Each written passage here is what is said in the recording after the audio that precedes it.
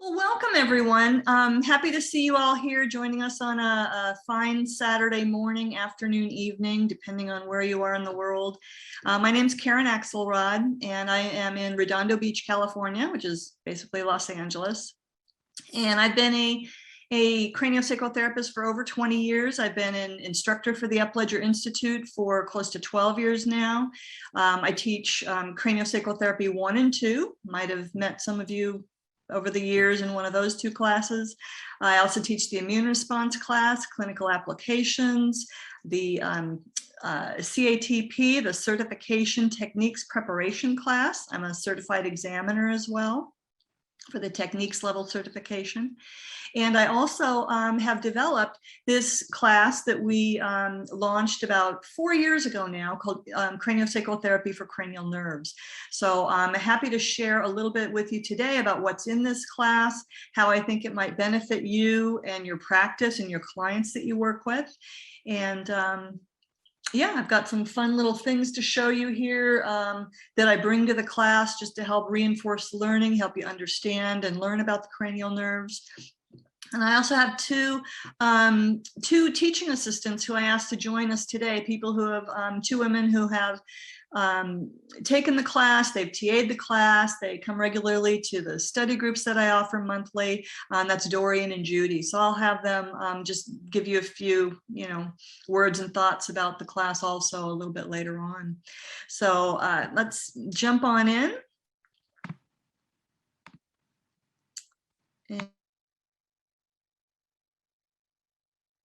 And here we go. So, welcome. So the cranial nerves, here they are. Actually, now that I put that slide up, I'm going to just stop that for a moment. Here are the cranial nerves. Here they all are in their fabulous different iterations, where they run through the skull, how they leave the skull, where they might be going once they reach their end targets. You're probably looking at this going, wow, Karen, that looks like a big giant tangle. How are we ever going to sort through that? Well, that's exactly what this class is about, sorting through these 12 cranial nerves and giving you a nice orientation to, making sense out of this kind of model. So the cranial nerves,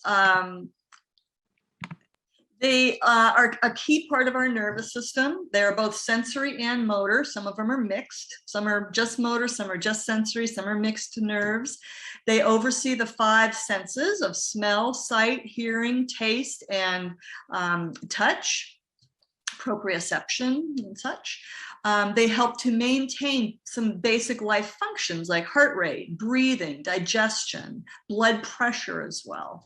They also help to maintain our balance and equilibrium, help us orient to the environment that we're in. And they also play a key role in social engagement, trauma recovery. They can be affected by various types of traumas or accidents, injuries, illnesses that we might have. And here they are. So here's a picture of the brain, of course. Let me get my laser.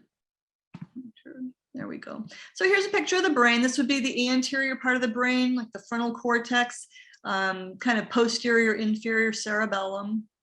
Here's the brain stem. And then here are the 12 nerves. Here's the olfactory nerve, number 1 for smell, the optic nerve, number 2 for sight. These 3 here, the oculomotor, abducens, and trochlear, oculomotor, abducens, and trochlear here. These are the 3 motor nerves, the eye motor nerves that move the eyeballs in different directions. Here's number 5, our trigeminal nerve, primarily responsible for sensation in the head, neck, and face, as well as motor innervation for the muscles of the temporomandibular joint. We have the facial nerve here, providing motor innervation for the muscles of the face so that we can make different expressions, express ourselves to others non-verbally. A facial nerve also provides for fluid production in the eyes, the nasal mucosa, and in the mouth for saliva and such. We have our vestibulocochlear nerve, number 8. This one is our auditory, oversees our auditory system and our vestibular system. Number 9, the glossopharyngeal. This is providing a lot of sensation for the throat and the mouth, the ear. One little motor innervation for a muscle in the throat. Here's the vagus nerve, number 10, the primary muscle related to parasympathetic innervation of the supradiaphragmatic organs, so those in the thorax, and then subdiaphragmatic organs that are related to digestion. And then the accessory nerve, sometimes called the spinal accessory nerve, that helps to innervate our trapezius muscles, to elevate our scapulas, and sternocleidomastoid, so that we can turn our head or tilt our head. And then the last one, number 12, is our hypoglossal nerve that provides motor innervation for the tongue. So there they all are. These nerves emerge from various parts of the brain. 2 of them, the first 2, emerge from the cortex. So the limbic system is the seat of the olfactory system, and then the occipital lobe back here gives rise to the optic system for seeing, for sight. The other 10, numbers 3 through 12, all emerge from the brain stem. Here's the brain stem here. The midbrain is the top, the pons is the big bulgy part, and then the medulla is the bottom part.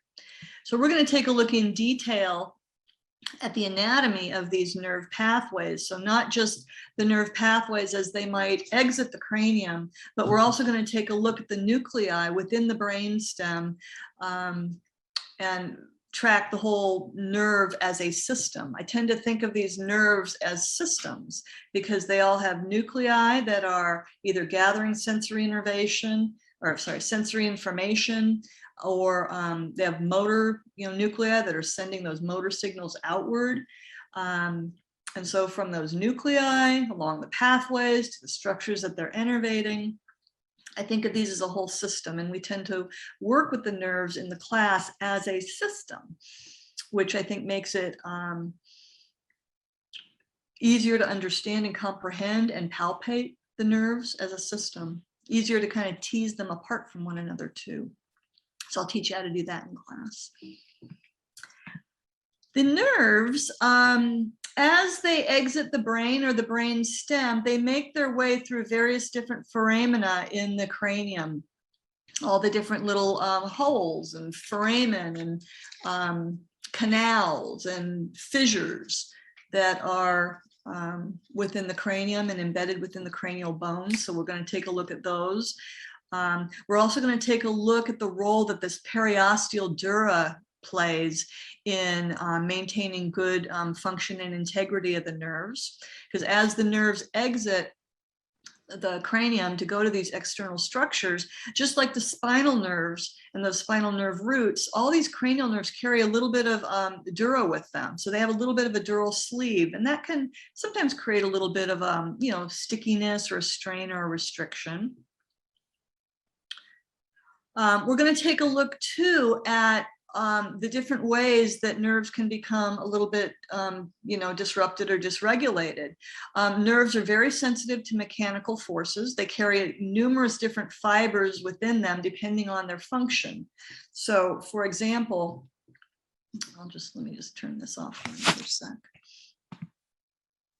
So, for example, this is our trochlear nerve, number 4. The trochlear nerve is pretty straightforward, pretty simple. I also use all these little pipe cleaner models in class to help you guys understand and learn where they go. I encourage you too during class to get some pipe cleaners yourself, have your plastic skull or your model available to you, because then you can thread these pipe cleaners through your plastic skull or your plastic bones to really understand, where they are and help you palpate them.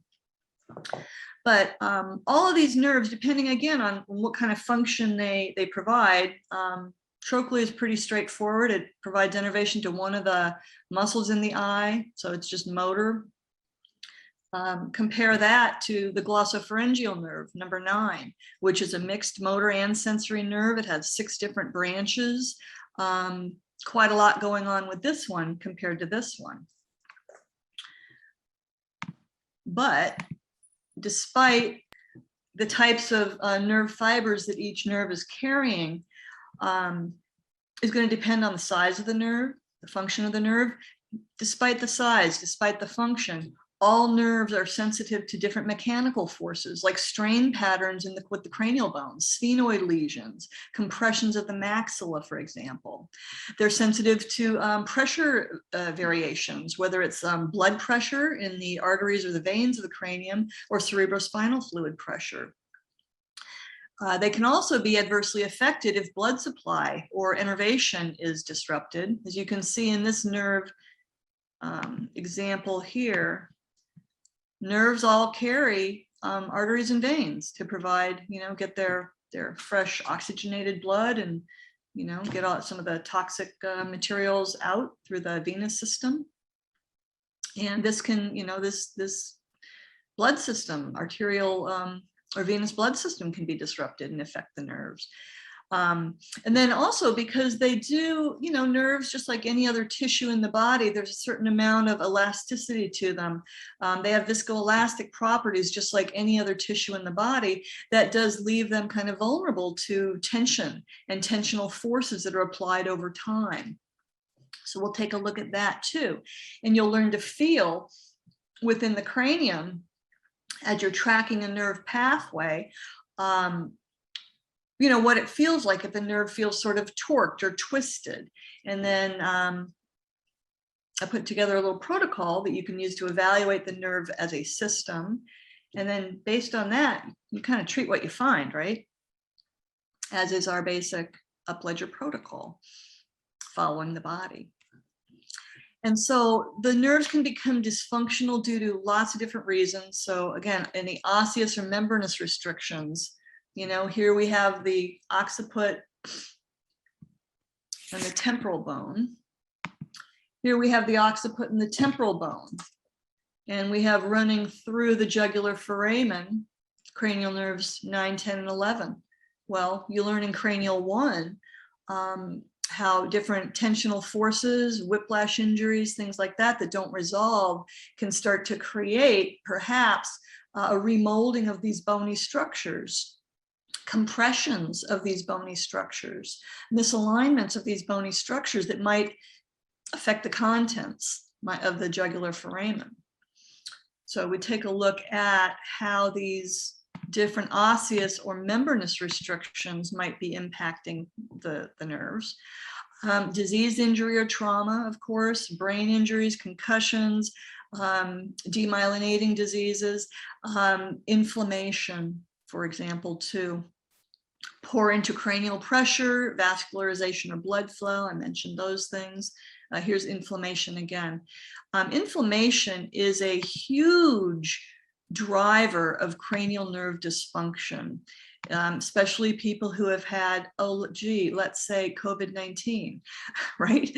Or a brain injury where the inflammatory process got started, but didn't quite dampen down as the person was going through the healing process. Those of you who have taken the craniosacral therapy and immune response class, any of the classes in the immune response curriculum, you've learned how to palpate inflammation. You're going to find that those skills are going to transfer really, really well to palpating and working with the cranial nerves. Once you learn how to palpate inflammation from those classes, you'll be able to take those palpation skills to your work with the cranial nerves.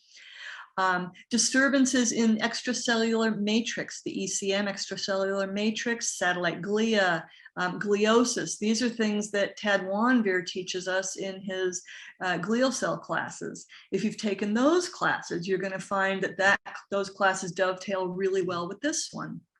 You'll be able to evaluate those sorts of disturbances in the glial networks as they relate to and apply to and affect the cranial nerves.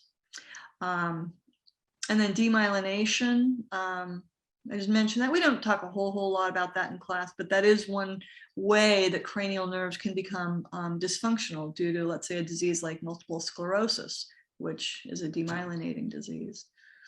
So those are some of the reasons, how and why the nerves can become dysfunctional.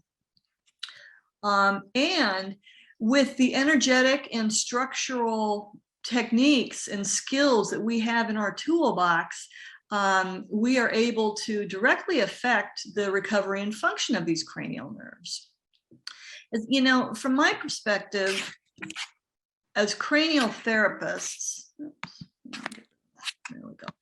As craniosacral therapists, I think we are in one of the most unique positions to be able to affect the structures of the central nervous system, of course, and especially the brain. You know, to me, this is our bread and butter, right? Working with the cranium, the brain, not just the container, that bony container, but the contents. I should say not just the bony container, but the membranous container, and then the contents. And so with the skills that you've learned in all the classes you've taken, Cranial 1 and 2, Cranial 2 is the prerequisite for this class. So those basic structural and energetic techniques that you learned in those two classes can go a long way to affecting the nerves. If you've just finished Cranial 1 or 2 and you haven't gone on to take any of the advanced classes, whether you knew it or not, you're actually affecting cranial nerves every time you do a sphenoid compression decompression, or check for a torsion lesion or a side bend. Every time you do a cranial base release, you are potentially impacting cranial nerves.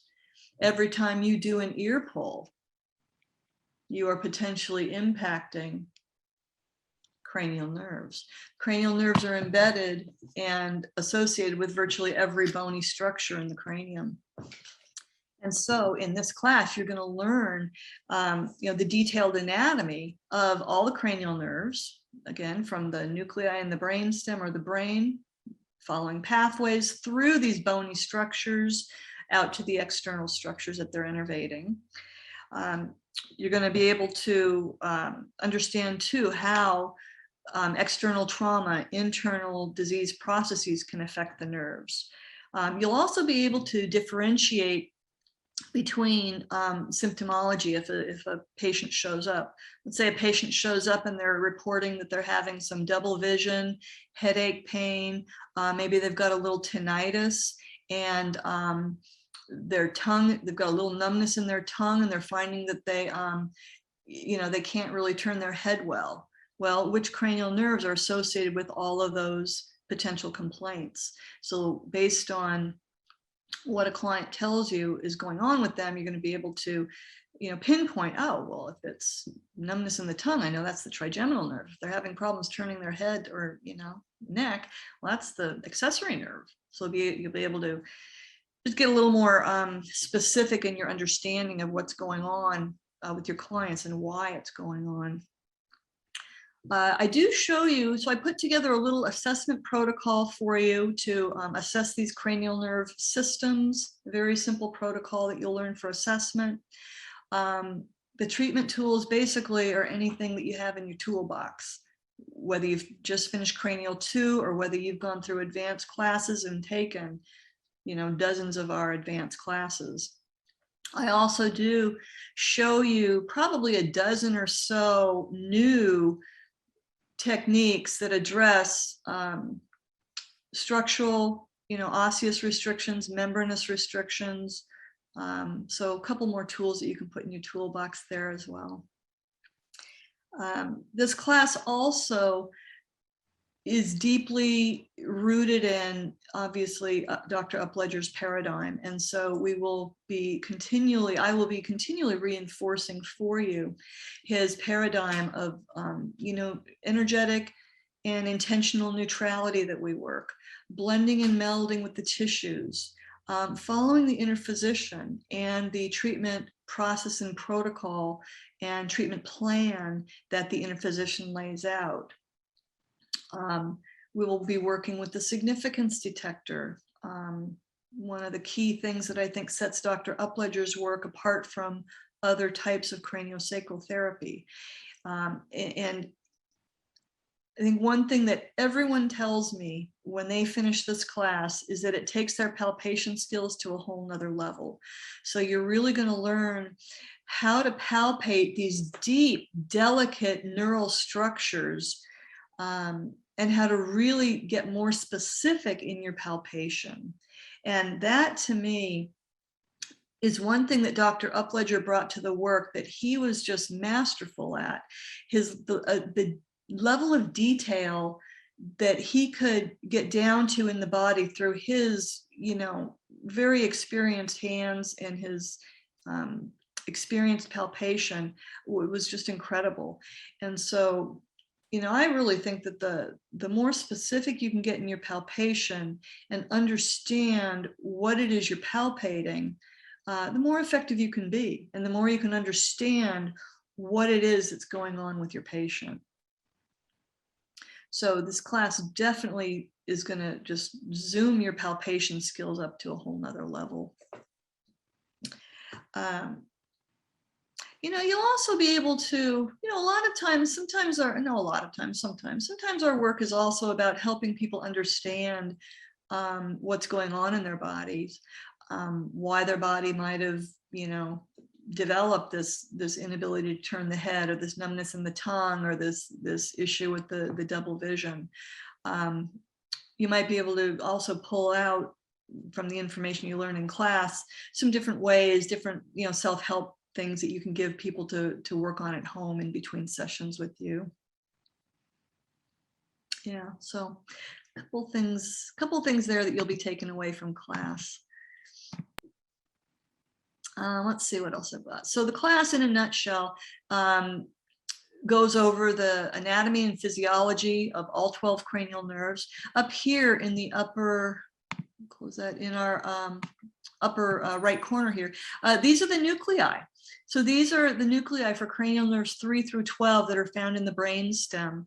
We'll be looking at all of these nuclei in detail, the motor and the sensory nuclei. And you're going, wow, Karen, boy, that looks like quite a little mix up of things there. Yeah, by the end of class, you're going to be able to identify and be able to palpate all these different nuclei and follow these nerve pathways as they exit the brainstem and go to those external structures. You'll understand how the nerves become dysfunctional. Again, we're going to really focus on therapeutic presence, delicate palpation skills, and then how to improve function of these nerves using some new techniques I'm going to show you, and also your existing techniques as well. And so we can work these nerves through the dural meninges. Handful of the nerves are sandwiched between tentorium. They run through different layers of the intracranial membrane system. They all, like I said, remember, they all pass through the layers. Sorry, not the layers, but they all pass through this periosteal layer of dura. This periosteal layer lines the inside of the cranium, and again, that's what carries those little dural sleeves out, all the foramina. So we'll learn how to, work a little bit with the meninges a little bit more to affect the cranial nerves. We'll take a look at, oh, here we go. There's the periosteal dura again, one more time, with all the cranial nerves exiting. We'll also take a look at, the bony structures that might be impacting cranial nerve dysfunction, restrictions, compressions, those sorts of things within the cranial foramina. So we'll take a look at all those. This class, if anything, it's definitely going to really, solidify your anatomy knowledge of these cranial nerves in a deep way. See. We can also work the nerves too through the muscles that they innervate.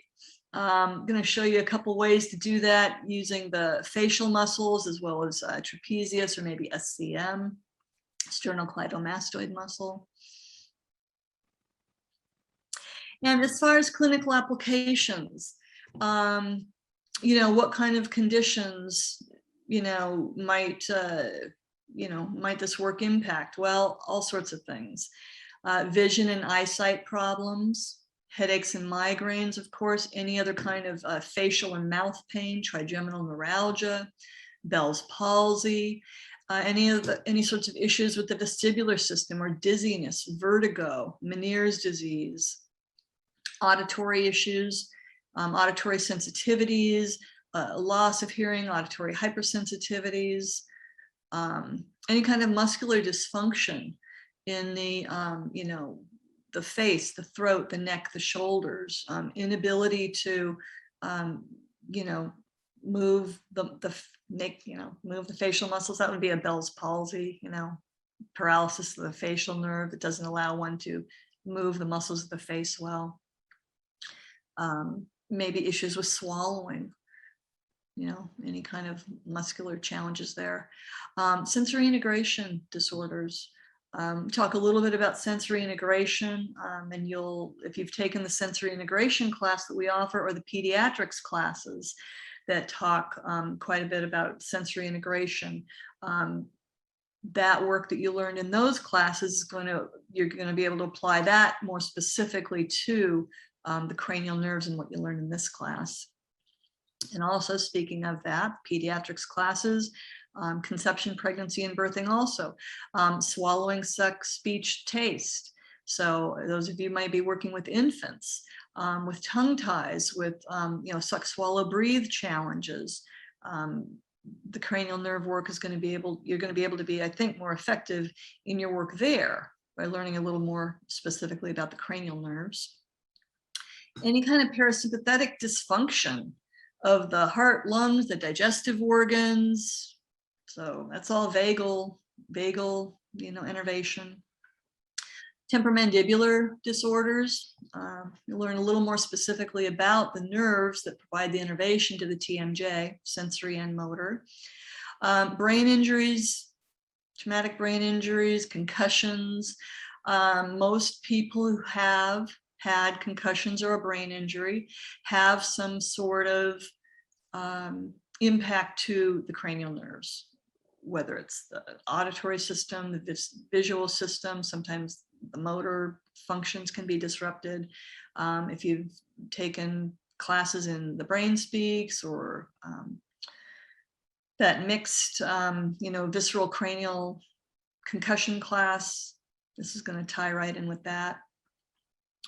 Strokes. Those of you who might work with people who have strokes, you're doing work with stroke recovery. I think this cranial nerve work will aid you there. And also, if you're doing work with, post-traumatic stress disorder, chronic stress, chronic trauma recovery, this work will go a long way as well to helping your patients with those conditions.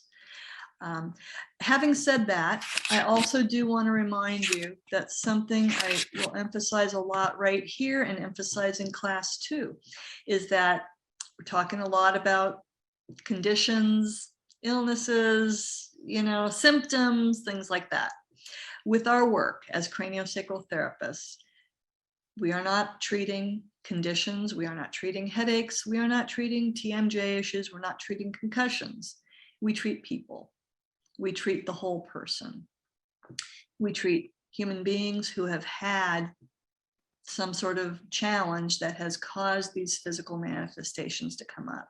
So I really want to remind you of that too. And you're going to hear me emphasize that a lot in class too, that yes, even though all these cranial nerves, of course, associate with all these different physical things and issues, we are treating people. We are treating the whole person. And so this cranial nerve work is merely a part of the whole person treatment that you would be offering one of your clients or patients. This information is going to give you, just more details and more skills when you need to go and drill down a little bit more specifically to a certain part of the, the brain or nervous system. Keeping in mind, though, that we're working with the whole person. So just wanted to give you a little reminder of that one. Let's see, what else do I have here for you guys? So the prerequisites for the class, Craniosacral Therapy 2 is the prerequisite. Able to palpate the cranial rhythm very well. So you really should, after taking Craniosacral Therapy 2, which there's a pretty heavy emphasis on palpating the cranial rhythm in Cranial 2 because we use it a lot to work with the significance detector. We use it when we're working with our sphenoid lesions and the maxillary lesions and Boehmer and all that. So you should be able to palpate the cranial rhythm really well before you come to this class. And I would like you to have practiced at least 25 of the face and mouth protocols from CranioSacral Therapy 2. By practicing that delicate work in the face, on the face and in the mouth, that's going to just really help to help your palpation skills become even more refined. And to do this work with all these nerves, these nerve systems, these nerve structures, it requires a very fine sense of palpation. The required reading is from Dr. Upledger's CranioSacral Therapy 2 book, CranioSacral Therapy 2. About a quarter of that book is devoted to the cranial nerves.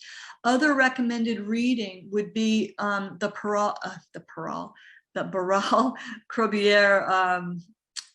Barral-Crobier book on on manual therapy for cranial nerves. We sell this manual therapy for cranial nerves book and CranioSacral Therapy 2 book, obviously through the Upledger Institute. Another book I like a lot is this one, Cranial Nerves, Dysfunction, Function and Dysfunction. The lead author is Wilson, W-I-L-S-O-N. We don't sell that one, but you can find that one on Amazon. So to support you in your learning after you've taken the 4-day class, whether you take the class online or in person, I offer monthly study groups on Zoom. We run the study groups the first Tuesday of the month. They're held via Zoom, just like we're doing right now. They're all recorded, so you don't need to attend the study group live. They're all recorded. You just register. There is a $10 fee that I charge for the study groups. That helps just support my subscription to Zoom and such. But all the calls are recorded, and you have a month in which to download the recording. So you can actually download the recording and then watch it whenever you want, as many times as you want in the future. And then the topics vary month to month in these study groups. They're really driven by feedback that comes in from the group. I solicit questions ahead of time, or if I find something, I'm always sort of tracking, new research and information coming out. And so I'll often include that in the groups as well. So we do have that nice follow-up for you guys to help support your learning. We'll often talk about case studies, interesting patients that you might be working with, that kind of thing. And here are some classes that are coming up, both live and on Zoom. So I am doing a 4-day virtual class online next month in about 3 weeks, September 16th through 19th. Those of you either in Europe or who want to travel to Europe, I'm doing a class in October in Athens, Greece. That one's going to be live in person, real people to work with. I should say this too. In the online classes, the focus is a lot on working on yourself. If you don't have a partner to work with, you can work on yourself. And so I really emphasize self-palpation and self-treatment. Learning how to work on yourself and feeling these structures within your own body is a really powerful way to embody the work. And I think it really helps improve your presence, your skills of presence and palpation when you're working with clients. So in the online classes, you can choose to work on yourself during the practice sessions, or if you have a partner that you can bring in and you want to work on your partner, that's certainly fine. In the online classes, I run through the practice session one time. So it's not like a live class where we go through the practice sessions once, where you work on your partner and then your partner works on you. In the Zoom classes, virtual, I run through those practice sessions once, and it gives you an opportunity to either work on yourself or work on a person if you have a person there with you. So just a little note about those. But these are the 2 classes that I'm running this year for the remainder of this year, one online, one live in Greece. And then next year we have a couple classes set up already. We have one that's going to run online in February, and then a couple live classes, one in Australia, one in Moscow, and then 2 here in the United States. Tori can get you signed up for any of those, or you can sign up online, of course. You guys probably have done that quite a bit. Just go to the Upledger website. So what I'd like to, there we go. What I'd like to do, I actually invited 2 of my teaching assistants to join us today, just to share their experiences with the class, and their experience with the work and how they've integrated the work into their practices. Dorian and Judy, we'll see if Judy's still here. Judy's in New Orleans, and which is bracing for a hurricane. So Judy, if you're still here, we'll hear from you next. Judy's here. Hi, Judy. I'm glad you made it. But Dorian, if you don't mind, I'd love for you to just share your experiences with the group, and just, I don't know, what you've gotten out of the class and how you've incorporated it into your practice.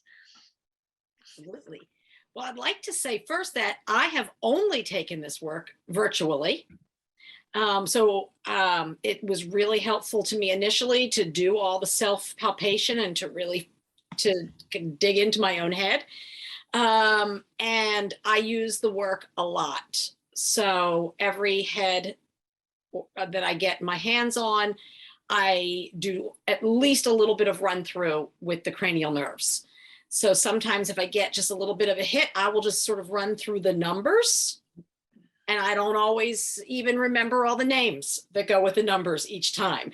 So just to let everybody know, it's not really as complicated as it seems. So, and then certainly when I get a hit for something very specific, I'll do a little bit of research and get into where I think the problem could possibly be. But I wanted to tell you, right now I've been working with a client for several sessions who's come in to me with vasovagal syncope. And she's got a multitude of symptoms, including fainting, tummy issues, blood pressure issues, food sensitivities. And this is just such a wonderful way for me to help her to address all of her multitude of issues in one individual session. So I have just found so many applications for working with the cranial nerves. It's been wonderful. Yeah, thank you, Dorian. And Dorian also comes regularly to the study groups that I offer every month. And yeah, so thank you, Dorian. Judy, are you there? Let me find Judy. Yeah, I'm here. Where are you? Hey, Judy. Hi. Nice to see you here. Yeah. Oh boy. Whoops. Sorry. All right. I can't fix my camera. Hi. I'm wearing my hurricane preparation clothes, and yes. And my screen is very tiny in the top, but I use the work all the time. I love it. I took one class years ago, and anytime I can take a class, I do. I've taken them multiple online. They're fantastic. I've taken them in person. They're fantastic. I can't wait to take it in person again. And I notice that it blends easily with the other work. The CranioSacral work, when I work on someone's head, I might do a still point, just check in. And then, just as Dorian said, I'll feel where their body wants work in the cranium, whether it's the membranes or the bones or the nerves. But at some point when things are loosened up, I always get like a just deep stillness and go in and just do that, like a little muscle testing with the numbers. Or maybe I'll say the names, but the numbers are easy, and get drawn to certain ones. Brainstem, it's incredible. And it's been transformative. So many of the classes are, but this one is taking the work in a way that is just kind of astounding to me every single client. And I have a lot of post-COVID patients, and this is the thing that helps them the most. There's all kinds of fascinating things that I've found in those patients with the way COVID works or traveled in their heads, and the brain stems of the people that passed away from COVID. They found high levels of viral load. So I'm always working with the brain stem. And I mean, just a couple more things. Sorry. Karen mentioned this book. It's fantastic for the pictures of the nerves and things, and also the study guide. And I will, because I don't have a photographic memory, I will literally just pull this book out and put it on my lap, turn to the picture of that track and whichever nerve track, and I'll just visualize it, and it helps guide the work. But even just for anyone holding the head, like in a post-COVID situation, say, just setting your intention to be present lightly with the brainstem and all that, area of nerves or anywhere you feel, and it will come up for you. So I can't recommend this class enough. It's fantastic. Mm-hmm. Oh, thanks, Judy. And thanks for joining us today. I know you've got a lot on your plate right now. We're screwing up the boards. Yeah. I should mention too that I started teaching this class online last year, as many of us did when we had to convert some of the live classes to online. And I have been incorporating information in about COVID, how COVID is impacting the cranial nerves, things that we're seeing in long COVID. So we will talk a little bit about that too in the classes, probably going forward for many years. I also, with regard to cranial nerve 10, the vagus nerve, I also talk about polyvagal theory. That's a theory right now that's pretty big in the world of body-mind therapies, and influencing a lot of work in the world of trauma and regulation, emotional regulation and such. And so we do talk a little bit about the polyvagal theory in the class too. So what I'd like to do is open it up to see if anyone has any questions. If you do, you can go to your reactions button, which is in the lower right of your screen. You can raise your hand if you have a question, or if nobody really has questions, Tori can, let's see, I see a couple questions. Hello, Joan.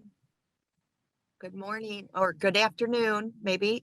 You can unmute yourself, please, and turn on your video. Thank you. How are you guys? Thank you. Mm-hmm. Yeah, so I'm a massage therapist, and I've taken CS1 and CS2 many years ago. So I would probably need to get up to speed again and review it. In my opinion, I use CranioSacral all the time in my daily massage work. I just don't know how up to date I am with techniques, because it's probably been a good 10 years since I've taken those classes. So are there videos available for Upledger to kind of get up to speed again? And then the two ladies that talked, are they massage therapists too, or are they just craniosacral therapists, or just kind of curious how to integrate it into my work? So I'll answer the question. There are, I suppose I don't need to have my hand raised there. So if you have not taken Cranial 1 or 2 in a while, you need to review techniques. If you're a medallion member, Tori can get you hooked up with this. If you're a medallion member with IAHP, Cranial 1 and 2, and basically most of the classes have been recorded. Through your IAHP medallion membership, you can go back online and look at videos from the classes that you've taken. Cranial 1 and 2 are up online in full. Study groups are also a great way. A lot of people have converted their live study groups to online study groups. So there are a lot of people out there offering study groups at Cranial 1 and 2 levels, including Judy. Judy is a massage therapist. Dorian, what is your licensing? Remind me. I am not a massage therapist, so I solely practice craniosacral therapy and reflexology. So when I'm doing cranial work, it's very classic looking, what maybe you would see in like courses that we take, is how I integrate. It's very classic looking. Mm-hmm. And Judy? Massage therapist, but is that what you asked? Sorry. Yeah, she was wondering what your licensing was. Yeah, I work under my massage license, but I mostly do cranial work. Most of it, yeah. Yeah. And then you also offer an online study group now, is that right? Yeah, I do. Focused at the cranial 1 and 2 level? Yes, Yeah. for the classes we've had here, but it's open to anyone. Yeah, and I mean, I've done neural manipulation and visceral and some lymph drainage too. So, you know, those all kind of can blend together, but I find I do cranial nerve and glial probably the most when I'm at. Yeah. And, you know, I'm just curious about this too. Let me just look at something here. Those of you who are here on the call with us, Dorian, do you run a study group? Are you a study group leader? No, I don't. No? Okay. Those of you who are here with us, are any of you study group leaders who are here? I'm not quite sure who all's here, but if you're a study group leader, could you just raise your hand just so we could see if you're doing like online study groups? 3 people. Let me see who raised their hand there. Oops, trying to get to that. Tori, can you see that? Who? I'm scrolling through also. Okay. You can use your raise hand thing if you're a study group leader. Yeah. Yeah. Well. Okay. Okay. Well, you can find study groups also on the Upledger website. Go to the home page. Go to the lower right corner. There's a box, and in that box, I think it says something like study groups, and you can click there and get a list of all the study groups worldwide, and it'll show who's doing live study groups and who's doing online study groups. Cool. Thank you. Appreciate that. Let's see who's next. We have another question. Hello, Elias.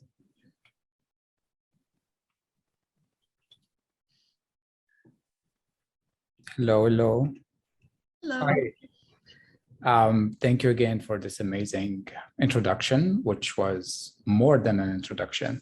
So I have done an M1, and I was wondering if it's possible to join the study group, or I should be having like CS1 and CS2 to be able to join your study groups. Yeah, so for the cranial nerve study group, having taken this class is the prerequisite. Okay, and the same as for the study group, right? Well, right now I'm only running, me personally, I'm only running study groups for the immune response class and for the cranial nerves. And so to participate in either of those study groups, you have to have taken either the immune response class or the cranial nerve class. Other study group leaders, I don't know, they may, if you've taken NM1, they may let you in. There is a neural manipulation 4 that covers cranial nerves. If any of you out there have taken NM4 on the cranial nerves, you could come to my cranial nerve study group. But if you've just taken NM1, I would want you to have some background with cranial nerves. Absolutely. Thank you so much. Yeah, sure. Thank you. And thank you for being here today too. Thank you. Hi, Jane. Hello, can you hear me? Mhm. Okay. Hi, Karen. Thanks for Hi. presenting. Sure. My pleasure. A couple of questions. One is that a friend's son was in I think a motorcycle accident last year, and they put a mesh shield or something replacement. Is it possible, or is there, and I think he could benefit from this work, but I don't know how you do this work when they have like she said it's like a soft area. Yes. Yeah, that's not uncommon. So a couple things there. Remember the primary contraindication for craniosacral therapy, any condition that would be adversely affected by a change in intracranial pressure. If this person had, and I'm sorry to hear about that too, that's tough. If he had this injury a year ago, he's had this mesh implanted maybe a year ago. It's integrated into his body. He's healed from the surgery. He's probably good to go. Might just, as a precaution with anyone you're working with who's had a brain injury like that or brain surgery, you might want to check with their physician and just say, hey, I do craniosacral therapy. There is a potential for a change in intracranial pressure. Would this be a problem for our patient? And just check with the physician if you're concerned about that intracranial pressure issue. But I would say, you know what, if he's had that mesh in there for over a year, it's probably well healed, well integrated. And the mesh itself is not like a shunt, which is monitoring cerebrospinal fluid pressure. That's just simply taking place of some bone that probably got lost. So, Okay. probably good to go. That's a precaution. Check with the physician.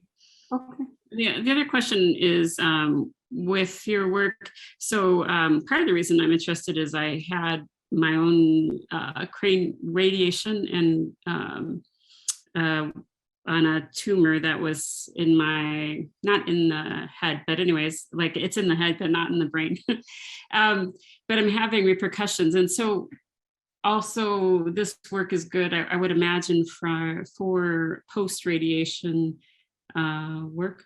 Yeah. Yes, I would agree. Yeah, radiation can damage structures. And this work can be really helpful. Radiation can also cause inflammation. So this work can be really helpful for any of the cranial nerves that might have become a little bit dysfunctional or damaged from radiation. Yeah. Thank you to everyone for coming today.